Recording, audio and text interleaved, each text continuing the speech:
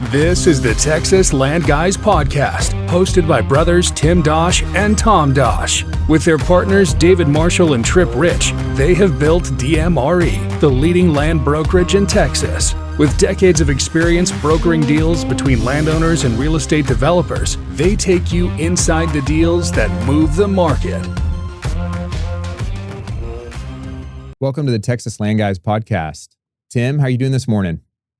I'm doing great. How you doing, Tom? I'm good. I'm just coming off being out of town. We took the family down to Central Texas to visit the Sanders down at Deer Creek Camp.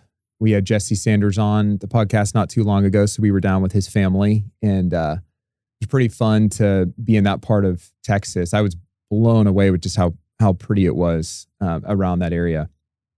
Yeah, you sent me some pictures of a cool workout room you were sending me, and they look like a really cool camp. Yeah, it was.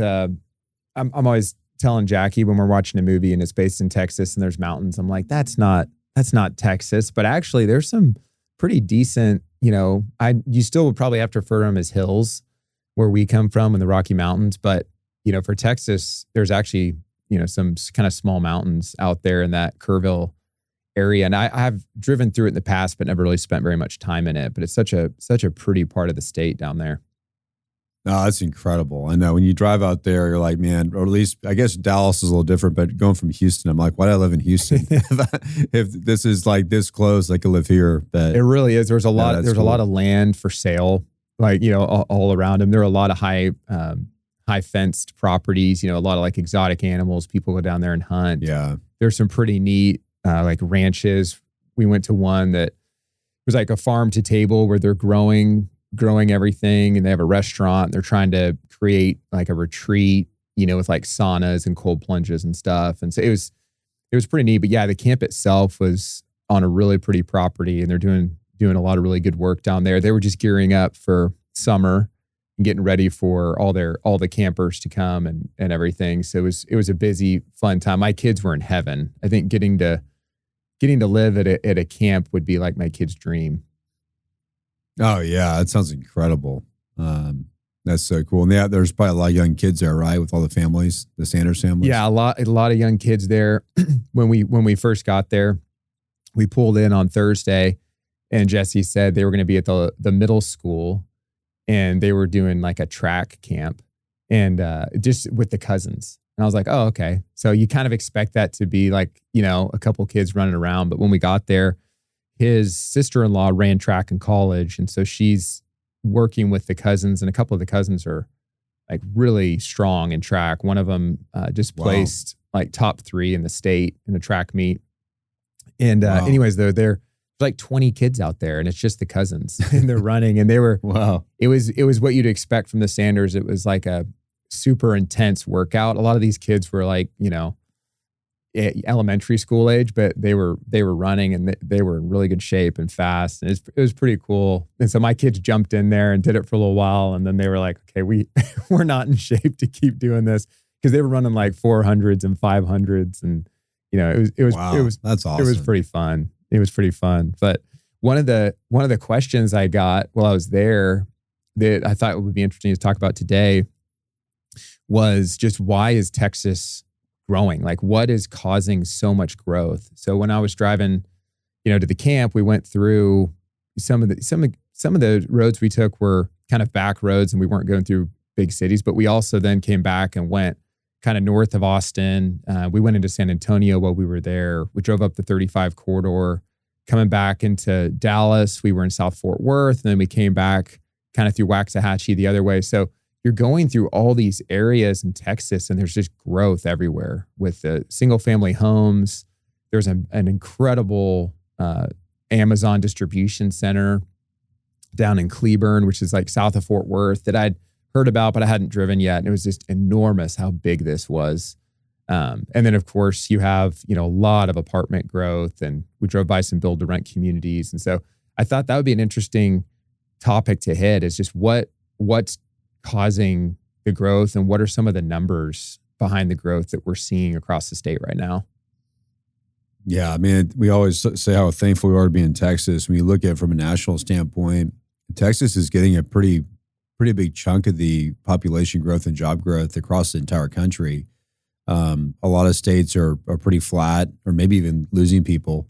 And then there's a couple states that are really seem to be gaining and doing really well. In Texas, I think we talked about, how Florida's gaining population. There's a lot of people moving there, but Texas has really the business environment, all the infrastructure. I mean, it just seems like it's poised to really be pulling a lot of the real value from that population growth and job growth. Yeah, I think you're right. I think that was right off the bat was my answer. Was it's the population growth that we've experienced. And so I pulled up some numbers just to look at what does that really look like. And I thought it's interesting to think about it last 12 months, but really it's interesting to think about it post-COVID, because there was a big rush of people moving from like California, New York, some of these other states down into Texas. And I think it was a combination of, climate, but also just the availability of jobs and pro-business of Texas. A lot of companies have also moved to Texas. You have a lot of corporate relocations.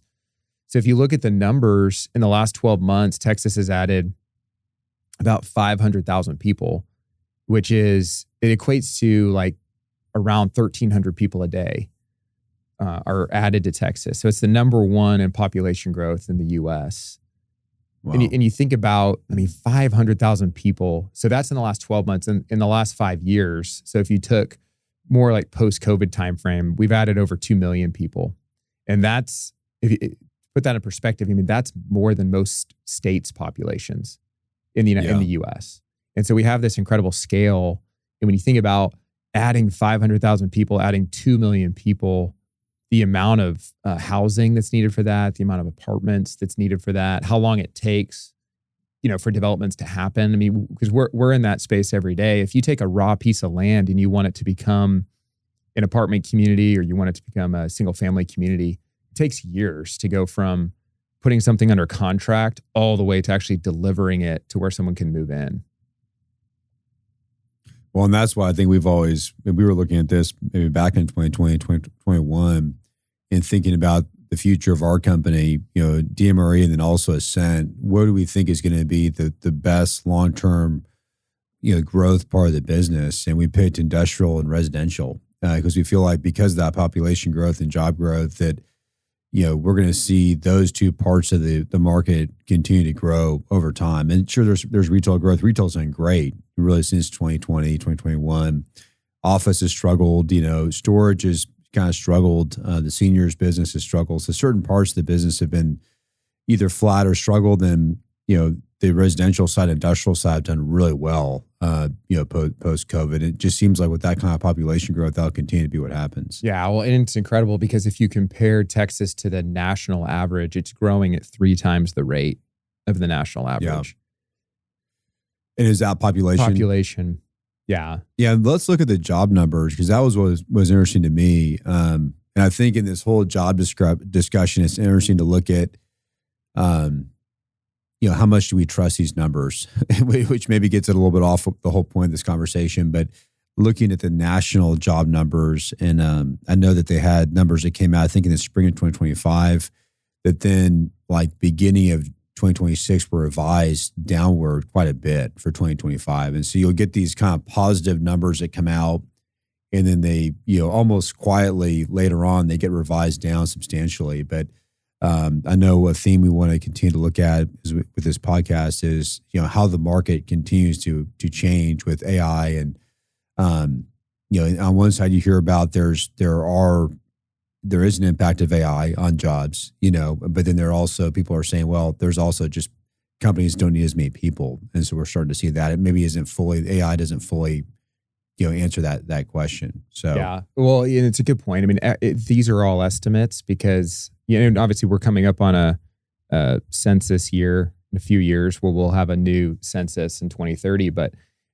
the job estimates, when that came out recently and they said, we added however many jobs in March, I guess was the last one that we saw. And when we release this episode, I'm sure we'll have some new numbers. But when it came out and said we added all these jobs, but then when you really dig into it, that's not really the case. It's just what they want to report. But if you look at what's been reported, Texas has added about 200,000 jobs in the last 12 months. And that's about, it's growing jobs about 40% faster than the U.S. So if you compare that number to like the U.S. number. So significant growth. And a lot of that is corporations continue to move to Texas and continue to land, especially in DFW. The DFW markets landed a lot of these corporate relocations, which is great because with that comes an immediate, big influx of jobs. And then, of course, if a lot of those employees decide to move, then they're going to, create a population boom as well at the same time. So that really goes hand in hand.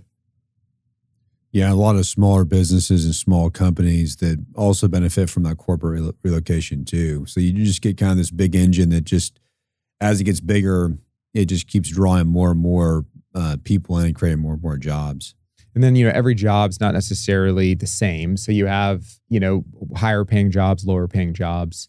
But what Texas, I think, has really been benefiting from, and just the stats that I was looking at, is you do have a higher percentage of really higher paying jobs than lower paying jobs. What's interesting about that, though, is, traditionally white collar jobs are higher paying than blue collar jobs. Although now with what you were just referring to a minute ago with AI and the fact that AI is really going to disrupt a lot of the white collar workforce, you may actually see not a complete flip of the two, but you're going to see some of these blue collar jobs maybe paying or just be more stable than white collar jobs. Yeah, they can actually pay pretty well. And the numbers we were looking at earlier before we started recording, Houston actually was doing pretty well because we were looking at, what's the difference between Dallas, Central Texas, and Houston. When you look at that overall job growth, how is it kind of split up? And my perception would be that DFW would be pretty far ahead of Houston, which it sounds like it was. If you look at the last 5 years, DFW had a pretty big boom in jobs. And then I think recently Houston has actually started to do pretty well, right? From a job standpoint. Yeah, I think that just based off the numbers, the last 12 months, Dallas and Houston have been very similar in the number of jobs they've added. So they're both around 50,000. Houston's a little bit higher. And then Austin's closer to 20,000. So there's, a lot fewer jobs that have been added. Austin's slowed down from really the peak. Houston, though, is benefiting from strong energy pricing and then industrial activity. So there's more jobs really in that in those areas. But then DFW has added 1 million jobs in the last 10 years. So to your point, it's pretty incredible to think about adding 1 million jobs in a 10-year span and just what that does for an economy, what that does for a city and for growth and both housing and services like retail. Houston's added 300,000 jobs since COVID, which is, an enormous number of jobs because that would be, an average of 60,000 jobs a year in that time span.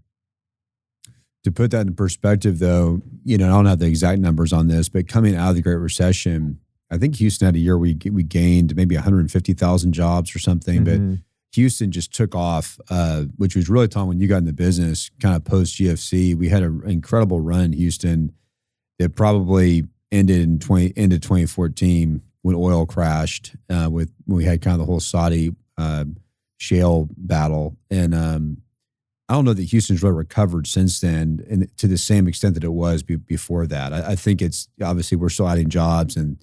300,000 jobs since COVID is great for Houston, but not on the level that Houston was prior to that. And then Dallas, really at that point, that's the last 10 years, adding 1 million jobs is pretty incredible. Yeah, I was just pulling up those numbers just to see, from 2010 to 2015, which is really the time period you're talking about, post GFC, before the oil downturn, both Dallas and Houston added about 500,000 jobs in that time period. So a significant number of jobs were added.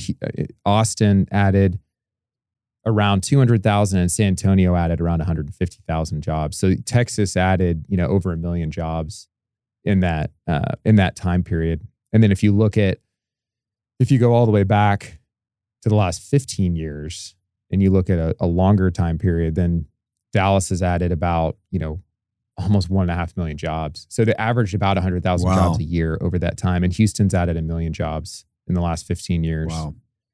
And even Austin, San Antonio, if you put those two together, close to 1 million jobs, probably, the range would be closer to probably 700,000-800,000. But that's an unbelievable, just the number of jobs we're talking about. So you're talking about 2.5 to almost 3 million jobs added in the last 15 years in these big Texas markets.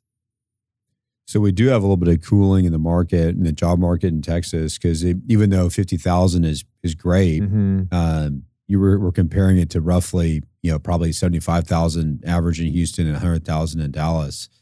So you do see some cooling, which really makes you think that if we're ahead of the national average, that there's some significant job cooling across the country as far as job creation, which I know that unemployment has been ticking up into kind of the low to mid fours. So that you can definitely see that. Well, that's an interesting point because so you drive around Texas and you see incredible growth. Like everywhere you go, you're seeing cranes and you're seeing sticks go up in the air and you're seeing all this development. And like we've talked about in other episodes, a lot of that activity's predated a couple of years. When interest rates went up in 2022, if you were working on a project in 2022, even if you continued to work on that project, you could still be completing construction now. If it's a large, like mixed use project or a more complicated, development project, or maybe it just took you 24 months or a little bit longer to actually get your capitalization together to be able to get out of the ground.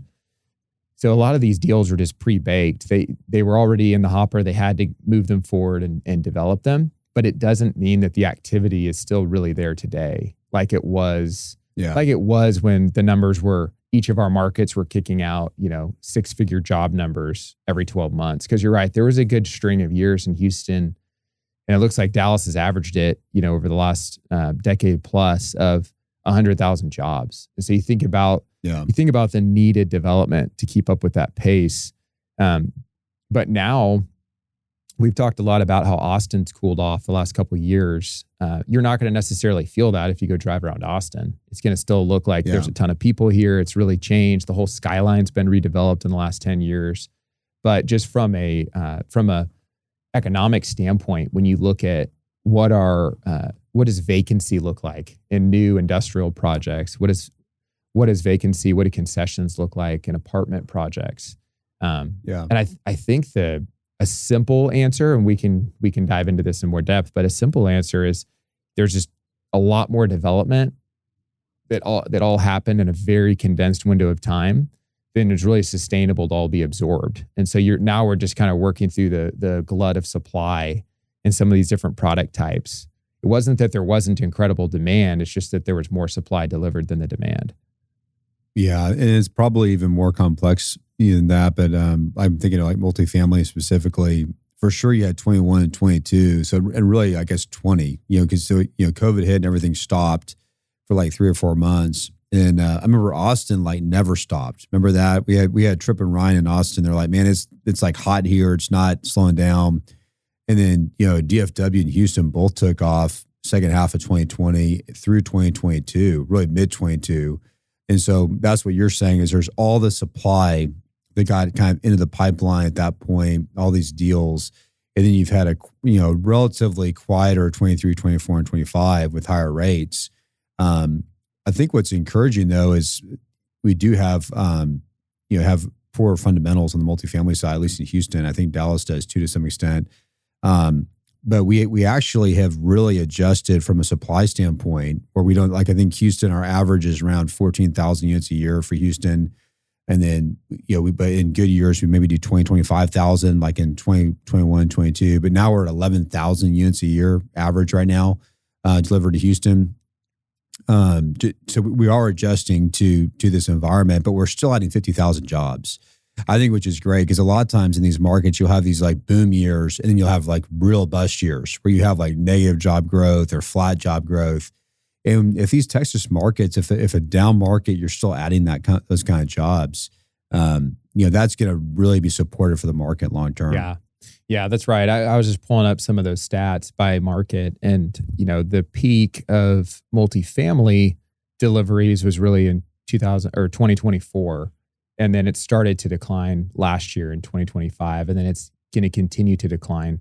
Now, there's still in some cases quite a few units being delivered, but for example, like in Houston, the peak got up to close to 30,000 units in 2024, but then it was cut in half the next year, like you said, down to 14,000 units. And in DFW, and you're talking about deliveries, right? Not deliveries. not Yeah. I was speaking more to land deals like future supply, Yeah. but you're talking about when they're actually built and delivered, which is like 2 years later. So, Correct. Yeah. So just thinking about like what's actually happened, DFW was the same. It peaked in 2024 and it's been declining ever since. So I think it's still though taking time for these markets for, especially on the multifamily side, to be able to adjust to those number of deliveries because DFW has been consistently top 2 in the US in apartment deliveries. And then Austin had the most aggressive overbuild in the country as far as units delivered. They peaked at 54,000 units under construction. And so it really just the number of units that were delivered are still being absorbed. And so that's why you see, 3 months free in some of these areas where just trying to get people to rent these apartments, they're having to discount the rates to get people in. Do you think that part of this, because it feels like what we just said doesn't fully answer the poor multifamily fundamentals?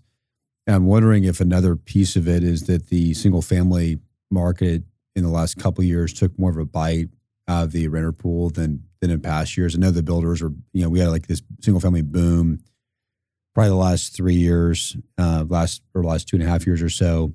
And they were buying rates down and aggressively, trying to get products sold. Do you think that could be a reason why we see weaker multifamily fundamentals? And then also when you have inflation ticking up like it has been, there's more roommate situations where you have, multiple people rooming together versus getting their own place, or people, young college kids graduating and getting their first job, but living at home for, a year longer than they would have before. Just those kind of subtle shifts in the market that really do impact the renter pool and are making it harder on fundamentals. Yeah, it's a really good point. I mean, when you think about housing and the need for housing because you have population growth and you have job growth, it's not all going to be rental. There's going to be single family. Yeah. And so we had a lot of single family development at the same time. And so some of the numbers around single family development, you had 50,000 lots delivered in DFW in 2022. And then you had another 45,000 in 23 and another 40,000 in 2024. So you have hundreds of thousands of lots being delivered, a couple 100,000 lots being delivered in a few years.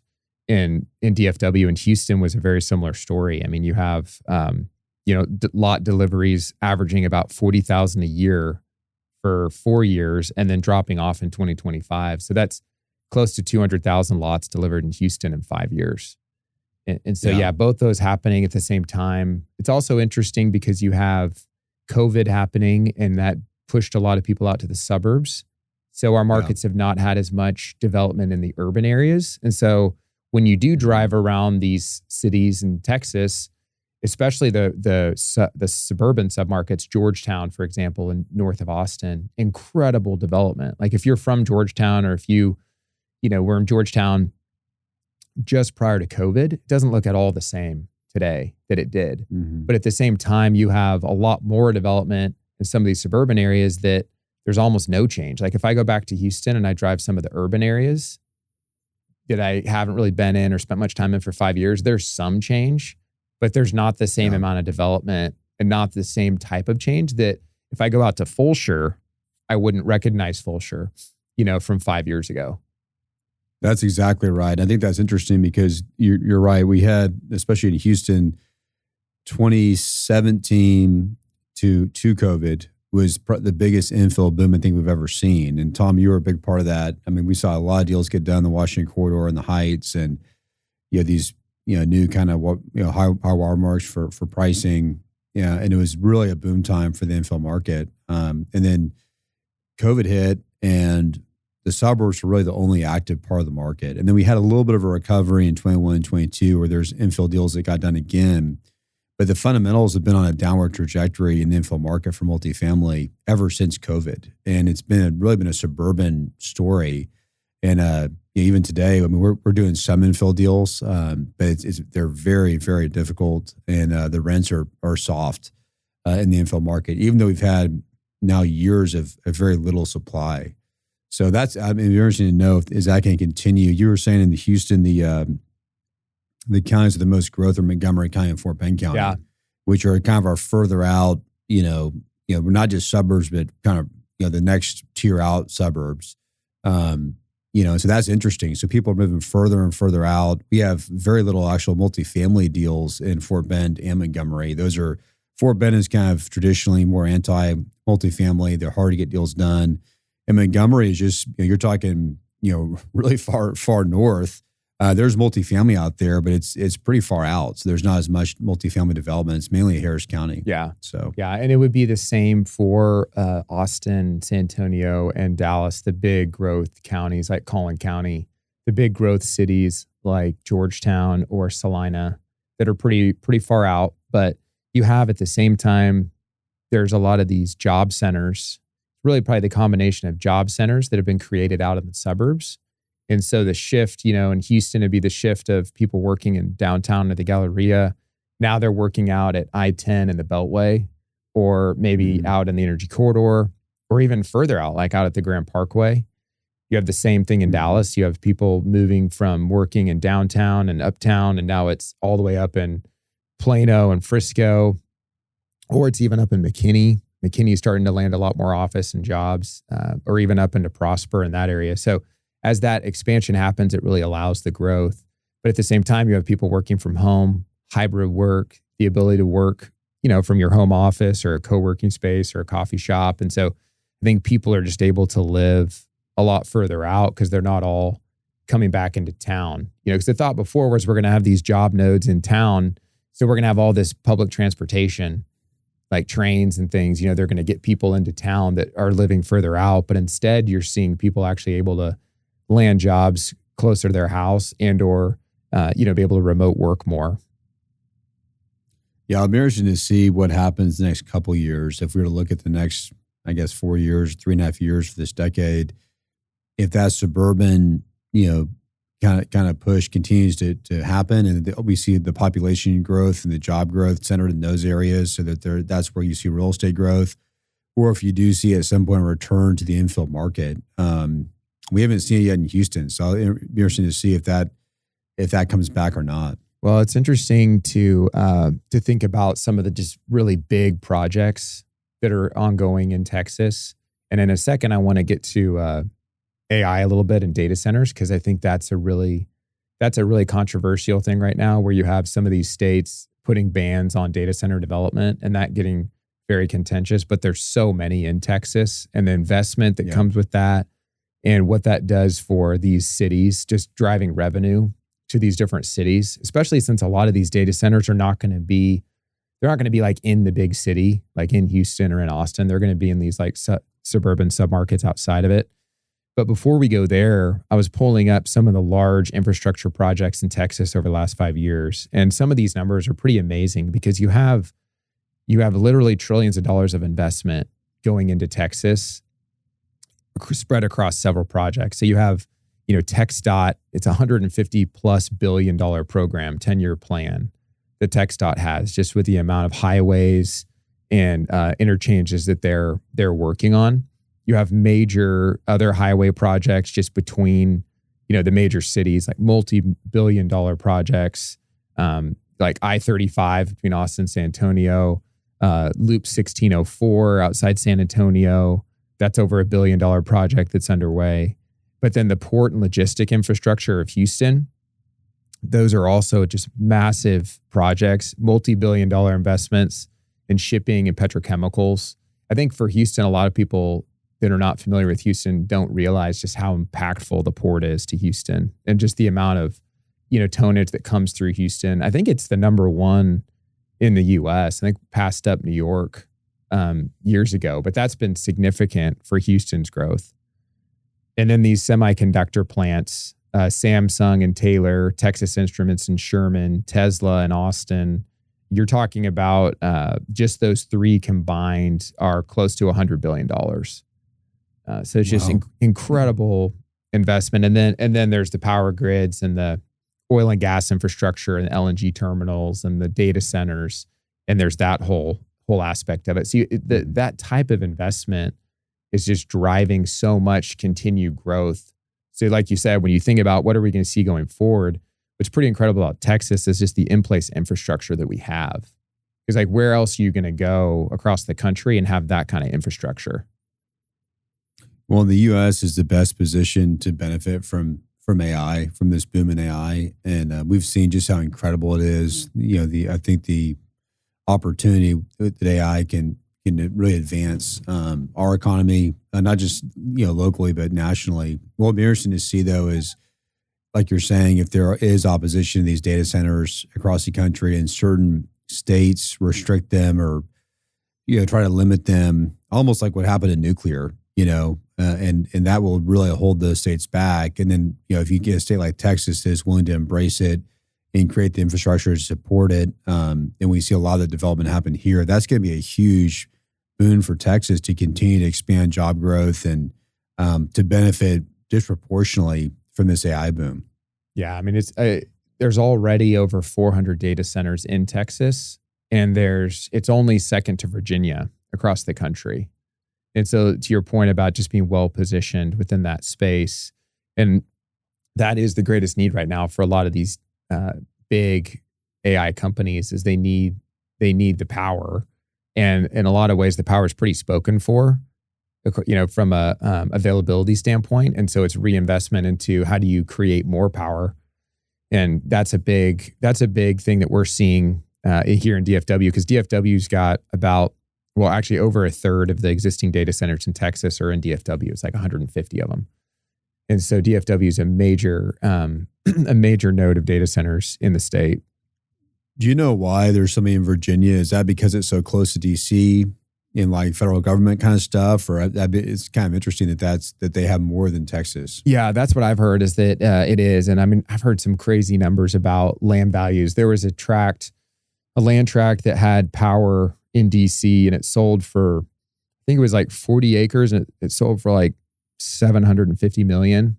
The land did for a data center, just like an incredible number. It was mind blowing what it sold for. But if you have power and you're in those areas, I think from a defense standpoint and just a latency standpoint, being that close to DC, that wasn't really a thing not long ago. And now if you have a tract of land like that, it's incredible how valuable it is. Yeah. And I know for Texas having so much natural gas, natural gas is one of the best sources of power right now. I know I'm starting to hear about these kind of like micronuclear reactors. I don't know if you've heard about that they're trying to deploy to power data centers.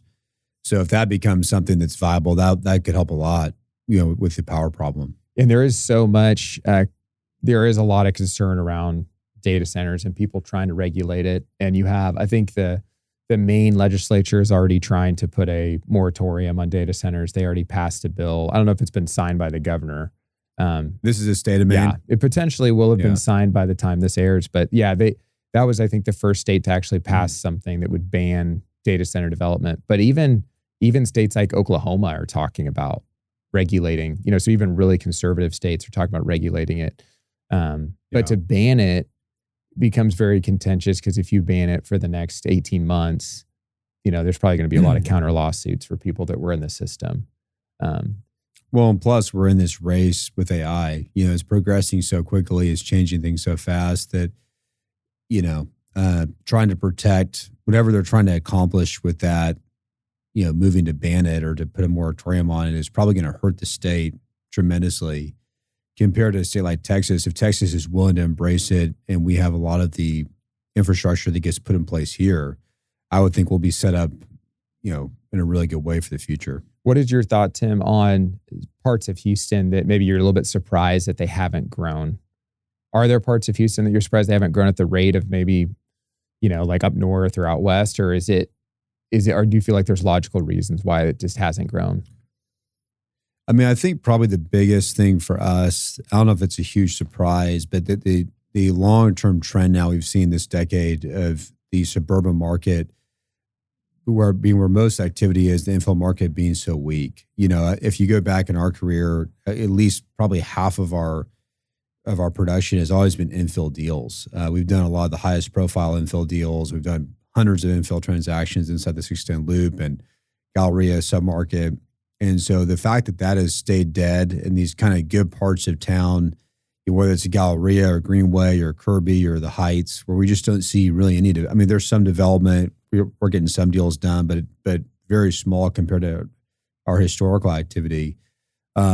I think that's surprising. I think the fact that Katy has continued to grow, that North Houston, Northwest Houston, that's always my whole career now, going back 25 years. That's always been where there's been a lot of growth. What has been a little bit surprising is areas like Needville in Southwest Houston. So you're getting just really far away from the city. Richmond Rosenberg was kind of the bedroom community to Sugar Land, and now you have Needville, blowing up, and we're seeing, a lot of activity down there from this. Even now with single family cooling off a little bit, tremendous activity in the Needville area in Richmond Rosenberg. So I think that's been kind of surprising. Houston is the challenge for Houston is it just keeps getting further and further out. So you talk about Montgomery County, and then even pushing north of that, and then you mentioned Fulshire. I mean Fulshire, now we're pushing past Fulshire, basically starting to almost push past the Brazos River in some places. So we do see pretty much the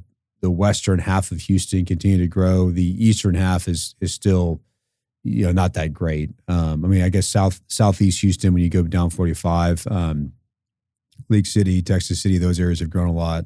But when you go to the east side, it's still pretty weak. Yeah, it seems like that the southeastern part of town hasn't filled in as fast. And I don't know, it has directly south down 288, like below, when you get beyond Pearland and all that, has that not the same as the north. Yeah. Manville is grown, and you go south of Highway 6 down there along 288. There's growth down there. We did a huge deal with Hines down there like 2 years ago, big master plan community, but it's not the same as when you go north, like Montgomery County, even Waller. Now we're seeing a lot of growth out there. So that's probably the biggest, single family growth, which I think when we talk about job growth and population growth, the real estate impact we're seeing right now is just massive single family growth, and really in terms of lot developers buying land, and these are longer term plays, buying thousands of acres, and they're 10 to maybe 20-year developments where they're going to have thousands of lots. And so that really has continued. It slowed a little bit with single family being weak in the last 12 months. But I'm actually surprised in Houston. It's been fairly resilient. And it's really been the home builders who've slowed down and gotten a little bit more picky. The lot developers are still doing deals. What do you think, just for someone that wouldn't be very familiar with Houston, why it always grows west and north? More so, and maybe southwest too, but more so than the other directions? That's a good question. I'm not really sure. I mean, the eastern side of town has been historically been more the blue collar side, with the port. You have, Pasadena and LaPorte and all these refineries, kind of all that area. I think it has always had that stigma. And then you get kind of further west and northwest, and that's been more energy corridors out on the west side. That's just sort of been where like the newer, nicer communities were. And really, I mean, Sugar Land has been super nice. It's not just northwest, southwest has been strong too, but the city has just tended, the population has tended to move west versus going to the east side. And it really started with downtown going back probably 120 years ago. You could have gone east back then, but the east side was always where the plants were and industrial kind of thing was. And, see, when you look at Houston as a really small city back 120 years ago, it was, West U, River Oaks, those were always the west side of the city, were the nice side. Mm-hmm. And the east side was where all the factory workers were. And then just, it's continued over the last 100 years to keep going west and north. Yeah, it's interesting. I mean, Dallas and Fort Worth is similar in that it grows traditionally north. It is growing kind of everywhere, just like Houston, because it's so expansive. But traditionally, it's growing more north. And in Dallas, that looks like growing up the tollway. And a lot of that follows incomes, and it's the better schools. The demographics kind of go that way. And then now a lot of the office and jobs have just followed the tollway.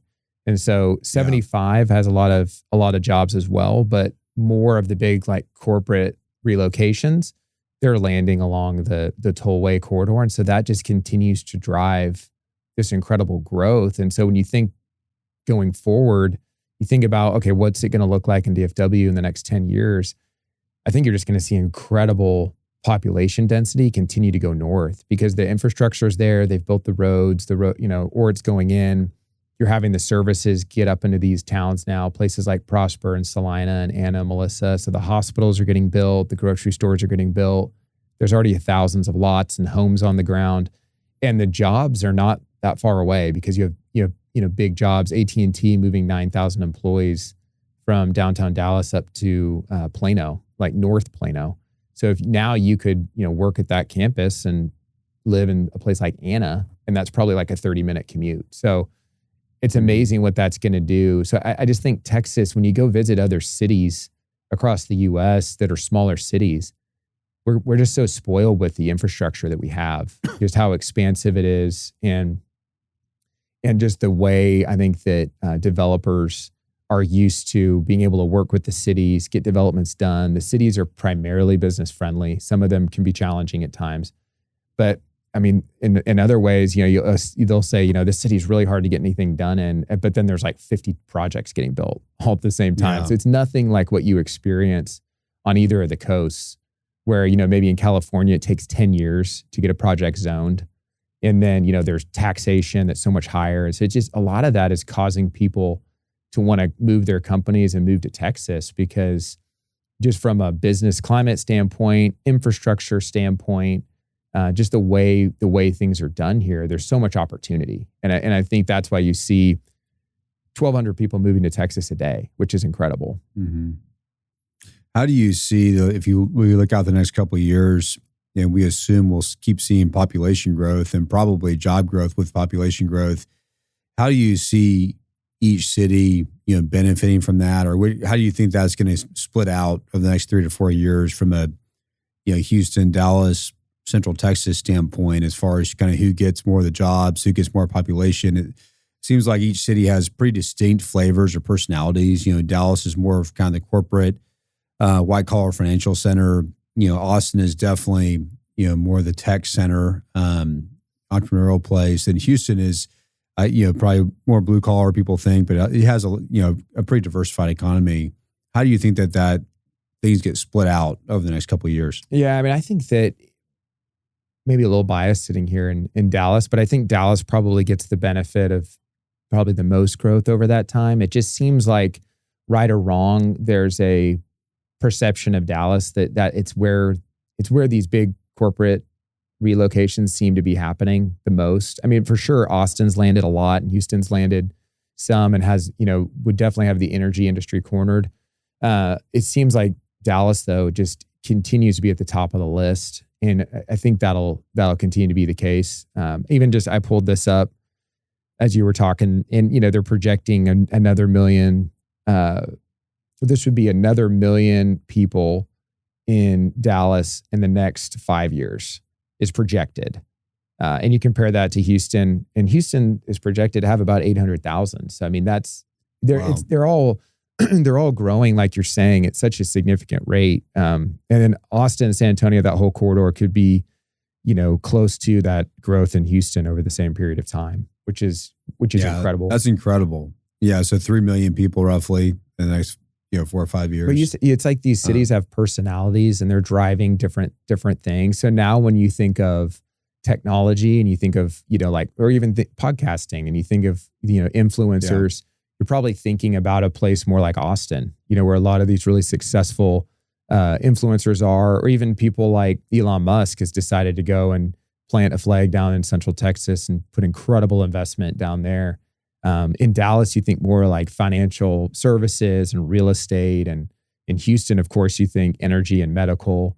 The cities are a lot more complicated than all that, but they do have those personalities that I think are just going to continue to drive growth.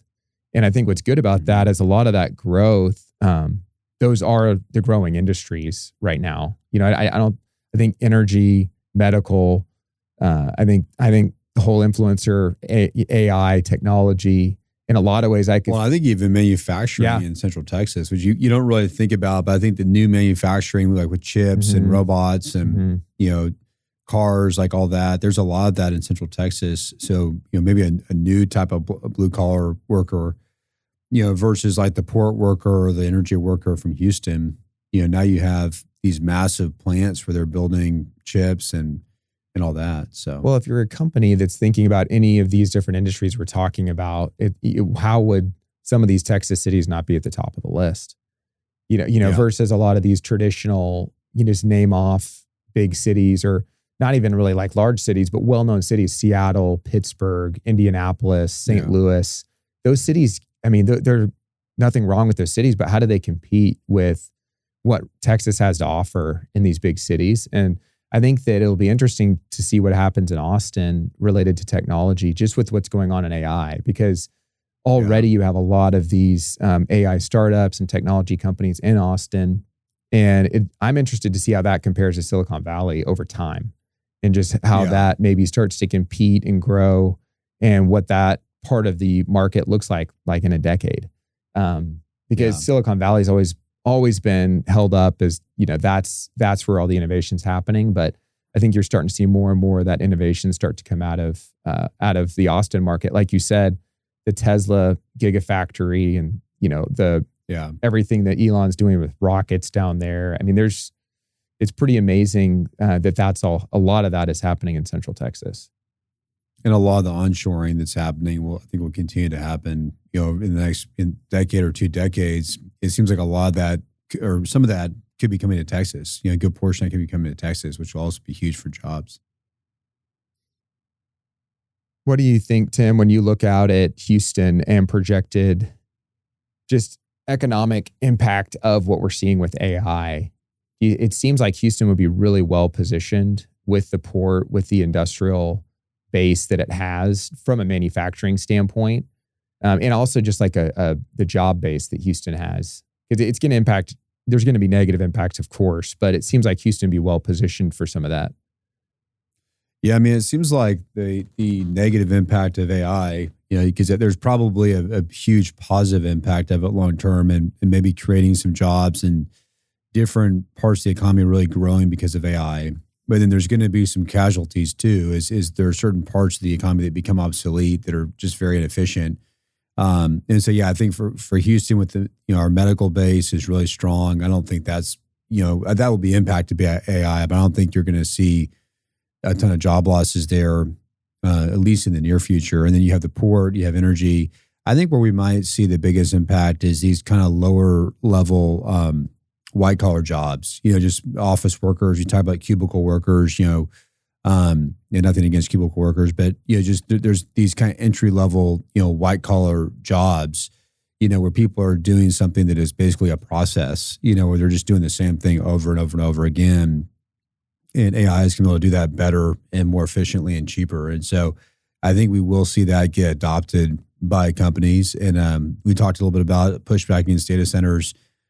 I think we're going to see at some point a pretty big pushback against these big corporations getting too efficient too quickly and shedding too many jobs too quickly. And so it'll be interesting to see, if that stalls out, and if there's they have to keep employees for a certain amount of time, or have people in certain jobs that they could use AI for. I think the future will be very interesting to see how that plays out. But I would say where Houston would get hit is that part of the market, which is still substantial. I don't think it's like our base, but I think, really for any city, there's going to be a lot of people that are in those kind of jobs where you're just doing the same thing every day, following a process, and the AI system could do that more efficiently and faster. So kind of a hard probably question, but interested in your take on this. We can kind of start to wrap up on this, but if you had to pick a part of Houston, it could be like a suburb where, you're going to invest in real estate. And so that could be very general, but where would you feel really good about investing over the next 20 years? So long term. Yeah, I like Waller a lot. I mean, I think when you look at, we were talking about Houston and how these areas are getting further and further out. So you have Montgomery County, and we talked about Neville, Richmond, Rosenberg. Some of these areas are getting so far out of Houston, which I think is a little bit safer than it used to be. Because it used to be like, how close are you to the CBD? Yeah. And I think that's less important now with AI and where the economy is going. But I think still being close to just massive infrastructure, massive population bases, everything you get from an infill environment that still provides value Waller is actually the closest to that. So if you go out 290 and we're very developed out to the Grand Parkway, and then there's this transition where it gets pretty rural pretty quickly, and then you just have 10 or 15 miles of an area we're starting to see a lot of industrial in that area, and we're seeing a lot of single family growth out there, but it's still very early. So there's a lot of these single family developers who have bought, whether it's a couple hundred acres or a couple thousand acres, and they're planning these massive single family neighborhoods. And we already have probably a couple thousand homes on the ground in Waller, but that's going to just continue to multiply over time. And so retail is going to follow that. I think, multifamily will follow that. So I think we look at the Waller corridor, that 290 corridor, kind of the way Katy was maybe 20 years ago, where you already saw the beginnings of what it could be, but it had just this incredible run from probably 2000 to 2020. And now it's pretty much completely built out. I think Waller is going to have that same kind of run the next 10 to 20 years. Yeah. I think the continued expansion and growth, I agree. I think everything we're talking about is really it's these suburban outlying areas that are really expanding the fastest and growing the most. And then it's actually some of these more urban areas that are struggling in some cases and just not seeing a lot of development. And so you'll even see property values, home values, rental rates being comparable in like a suburban area to an urban area. And so the long-term value, I think, of especially areas like Waller, where I think the demographics will be good. And I think that over a long period of 10 to 20 years, you're not going to get to the other side of, you get a lot of, a lot of development, and then it almost starts to make a turn. Because you see that, you see neighborhoods age, and you see things kind of start to run down, and that shift happen. But I think a market like a Waller, or in DFW, I think it would be a market similar to maybe like a Salina or an Anna Melissa. I think those are going to be really, really strong long-term markets, just because of the proximity to the tollway and 75, and the fact that DFW is going to continue to grow, up into the border, up into Oklahoma, and you're going to continue to see so much investment and development up in those areas. Yeah, that's really interesting. I like to finish on what you said earlier. Very thankful to be in Texas. I think that it's kind of an unfair advantage to get to do what we do and sell land in Texas, because it is ever expanding and there's so much opportunity. It's amazing. You go to a place like, Kerrville, and at the camp this last weekend, and there's still so much land. Like there's still so much land. There's a lot of beautiful land. It's not that far away. I mean, the camp is it's less than an hour from San Antonio, and you got Fredericksburg's an hour away, Kerrville 30 minutes away. But you think about over the next coming decades, the type of development that's going to come into these areas and how they're going to continue to expand. You go back 20 years when we were growing up in Houston, when I was growing up, when you were in the business, and it's places like Magnolia were horse farms, and it was an hour and a half to get out there. It was beautiful, but it was like, you're like, where am I? And now those are actually developed places. So we're so fortunate to be in a place where it's really the jobs that drive the population, and then the population growth is what's driving the demand for, the land, and for the land to sell. And that's why it's fun to get to work on these projects we get to work on every day. Yeah, well, very thankful to be in Texas, and I'm excited for the future of Texas. I mean, I think with the technology, with AI, with everything we're seeing, Texas is so well positioned to really, have a decade or two of incredible growth looking forward. So I'm very thankful to be here. Well, thanks for listening today. Please hit the subscribe button. Really means the world to us if you do. Tell your friends about the podcast. Share the episode. We have some more fun interviews coming out, and topics that we'll be addressing. So until next time. Thank you for listening to our podcast today.